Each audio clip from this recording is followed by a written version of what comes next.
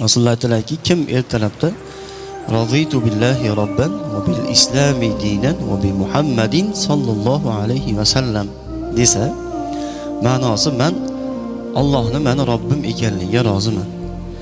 Payg'ambar alayhisolatu vasallam Muhammad sallallohu alayhi vasallam menga payg'ambarligiga men roziman. Islom menga din bo'lganiga roziman. Ma'nosi qanday go'zalligi.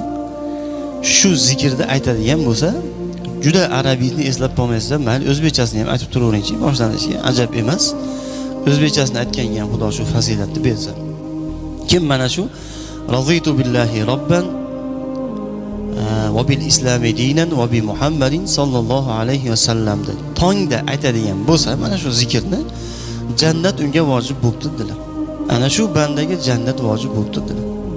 Bu kerak bo'lsa yozib olib yodlaydigan zikr ekan, yozib olib